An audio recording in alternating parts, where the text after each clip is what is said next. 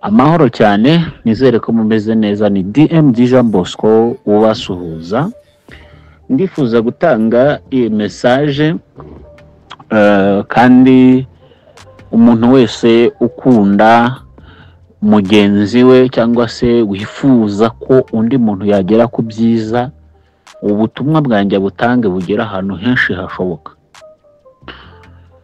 Tubwira abantu ngo mu mining sidra, bamwe nyine bakavuga ngo ni nk'ibindi byose, ariko ikintu nshaka kuvuga, umuntu wese uzi ko afite umuntu baziranye utunze smartphone, ndakwinginze, wenda ashobora kutabyumva, ashobora no kubipinga, bibaho, ariko gerageza umuntu wese muziranye ufite smartphone umuhe cyangwa se umufashe mining sidra, mining na pi, mining sidra, mining na pi. Buriya ushobora kuba ufite abantu, inshuti zawe, mu miryango n'iki, ariko kuba wazaba umukire wenyine, birumvikana uzabafasha, birumvikana uzabazamura, ariko ntabwo byaba byiza cyane kurushaho nabo nibura bari bafite ayo mahirwe yo kuba bafite kuri ibyo bintu. Nubwo wewe wenda watangiye kera ushobora kuba barusha kuba wabazamura kuko, ariko nibura bakaba bafiteho n'udu pourcentage dukeya. Inshuti zanjye, bavandimwe, iyi revolution tugiye kwinjiramo ya web 3, umuntu utaramenye ibi bintu uko ari bibiri, tumayininga utuntu twinshi tugiye dutandukanye, tumayininga udukoine twinshi tugiye dutandukanye, ariko njyewe ndivugira ngo umuntu uzi, ukaba umuzi neza ko atunze smartphone, ukaba uzi ko adatunze sidra, ukaba uzi ko adatunze pi, nukuri kora ibishoboka byose umuhe ubu butumwa, mining sidra, mining na pi. Murabizi neza ko hagiye kubaho impinduka mu bukungu, hagiye kubaho ubucuruzi bushingiye ku mafaranga y'ikoranabuhanga, nta yandi mafaranga azakora, nta zindi coin zizakoreshwa cyane muri iyi si uretse sidra na pi. Please, ibi bintu twabyikishije kenshi, nagize ibihe bike byo kutabona umwanya wo gukomeza ibiganiro kuri YouTube, ariko abakurikiye CB Rwanda TV barabizi details zose, web rimwe uko yayiteye, web 2 uko iteye, web 3 uko iteye, impinduka zigiye kuba zose mu bukungu twarazivuze, twakoze ibiganiro bigiye bitandukanye, nagize umugisha wo kujya kuri televiziyo Rwanda, ibyo byose twarabivuze. Hagiye kubaho impinduka zidasanzwe mu bukungu. Muntu rero ushaka kumenya aho isi iri kugana, cyangwa ushaka gufasha abantu ngo badasigara mu ikorosi isi igiye gukata, mbabarira ubwire abantu pi, ubabwire sidra. Benshi bamwe bararambiwe, bamwe baravuze ngo byaratinze, ariko ibitinze ni impamvu ibintu bishobora gutinda biterwa n'ingufu za projet, kandi igihe cyose bizazira. Iyo nzara ufite, ibyo bibazo byakuzengereje, ubwo buzima butagize formule, bizafata indi ntera, bizagira intera ndende. Ngarutse ku kantu gato, mu nama Nikora yakoze, hari inama yigeze yitabira mu bihe byashize, bamuhaye ijambo asobanura neza ku bijyanye n'agaciro k'amafaranga akoranabuhanga n'ukuntu agenda ahindagurika.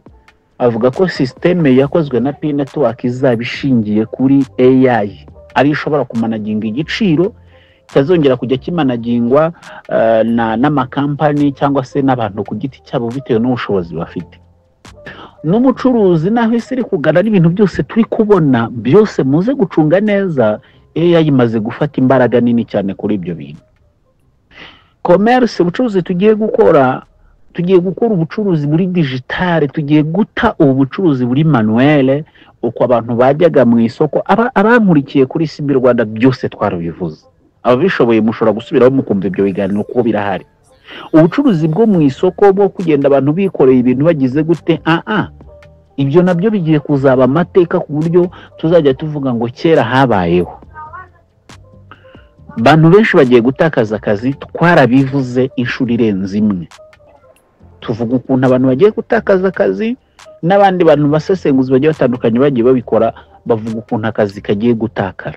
Ubu ikintu kigezweho, kigomba kuzaba kigezweho, kigomba kuba gifite imbaraga, nuko wowe uba ufite ubushobozi aho gukarema akazi.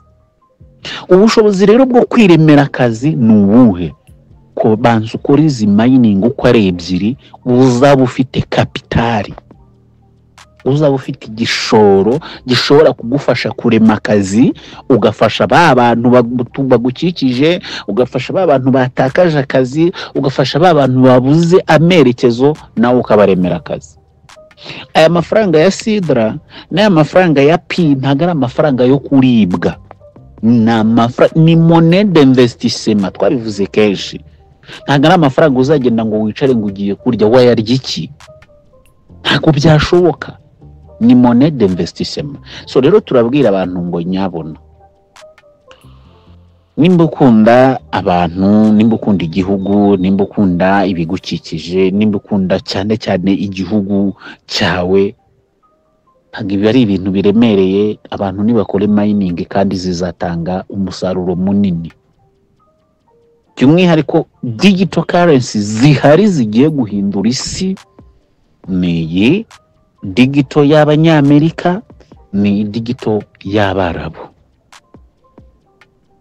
Ningenze mbikoraho ko agakomantere ndababwira ngo mubimenye neza ko abantu bahinduye isi kabimeze uko imeze, n'abantu banditse Bibiliya, n'abantu banditse Korowani. None kugeza uyu munsi mu bukungu, abo bantu nibo bahedinze batwaye ifaranga rya Pi Network, nibo batwaye Sidra Coin.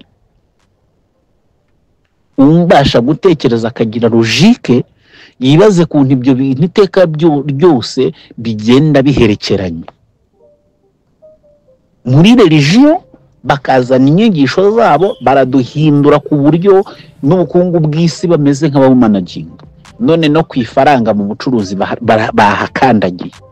Warangiza ukaba ufite abantu b'inshuti zawe, ugasanga uwo muntu ntago azi Sidra icyo ari cyo, ntazi Pi icyo ari cyo. Nimba dukunda igihugu tutikunda, tubwire abantu bakore mining ya Pi, bakore mining ya Sidra. Igihe dusigaranye ngo ibi bintu bishyirwe ku musozo, waba wararambiwe waba utararambiwe, igihe gisigaye ni gito. Kandi igihe bizazira, uzasanga hari umuntu wakagombye kugirira neza ibyo bintu akabikora, ugasanga nawe arakubajije ngo kuki ibi bintu wari ubizi ntubimbwire. Nukuri uretse wakunaniye waramubwiye sava, ariko pe gerageza ubwira abantu yipi, ubwira abantu yisidra. Vraiment ubwira abantu yipi, ubwira abantu Sidra. Sidra ishingiye kuri gaze na peteroli. Tekereza rero, tureke kureba mu bindi bihugu. Gaze na peteroli igihugu gikenera idevize bazayiguramo ni Sidra. Si ibyo byonyine, Sidra nayo imaze kubaka ecosystem, imaze kubaka icyo bita tokenization, ku buryo abantu bashobora kuzaba bafite ibigo bagakora ifaranga ryabo rishingiye kuri Sidra. Ibyo byose ni ibintu biri kwigaragaza. Nshuti zanjye, wowe ukora mining ya Sidra, vraiment félicitations. Ntuhushe n'umunsi n'umwe udakanzeho. Wowe ukora mining ya Pi, komeza ukandeho, ntucike intege. Imana ibahe umugisha kandi ikomeze babungabunge, mukomeze mugire umugoroba mwiza. Yari DMD Jean Bosco. Imana ibahe umugisha.